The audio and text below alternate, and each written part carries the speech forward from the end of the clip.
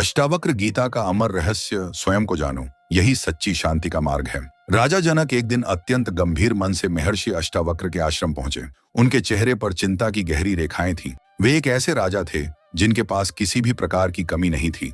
विशाल राज्य, अथाह धन, अपार सम्मान और सुख सुविधाओं से भरा जीवन, सब कुछ उनके पास था। फिर भी उनके हृदय में एक ऐसा खालीपन था जिसे कोई वैभव भर नहीं पा रहा था। महर्षि अष्टावक्र ने राजा जनक को अपने सामने बैठने का संकेत दिया। कुछ क्षण दोनों मौन रहे। आश्रम में केवल पक्षियों की मधुर आवाज सुनाई दे रही थी। कुछ देर बाद राजा जनक ने विनम्रता से कहा, गुरुदेव, मैं वर्षों से एक प्रश्न अपने हृदय में लिए घूम रहा हूँ। मेरे पास संसार की हर सुविधा है, फिर भी मन को सच्ची शांति नहीं मिलती। ऐसा क्यों है? क्या कोई ऐसी वस्तु है जो मुझे अभी तक नहीं मिली? महर्षि अष्टावक्र ने शांत दृष्टि से उनकी ओर देखा और बोले, राजन, संसार की वस्तुएं तुम्हारे पास अवश्य हैं, लेकिन तुम स्वयं अपने पास नहीं हो।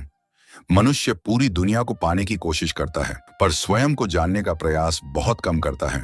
यही उसके दुख का सबसे बड़ा कारण है। राजा जनक आश्चर्य में पड़ गए। उन्होंने पूछा, गुरुदेव, क्या स्वयं को जानना सचमुच इतना महत्वपूर्ण है? क्या यह धन, राज्य और सम्मान से भी बड़ा है? महर्षि मुस्कुराए और बोले, जिसने स्वयं को जान लिया उसके लिए संसार की कोई उपलब्धि अधूरी नहीं रहती, लेकिन जिसने स्वयं को नहीं जाना वह सब कुछ पाकर भी भीतर से खाली रहता है। सभा में गहरा मौन छा गया। महर्षि आगे बोले, राजन, मनुष्य का पूरा जीवन खोज में बीत जाता है। बचपन में खिलौनों की खोज होती है, युवावस्था में सफलता की, फिर धन, प्रतिष्ठा और संबंधों की, उसके बाद सुरक्षा और सम्मान की। लेकिन इस पूरी यात्रा में वह सबसे आवश्यक प्रश्न पूछना भूल जाता है, मैं वास्तव में कौन हूं? राजा जनक ध्यानपूर्वक सुनते रहे।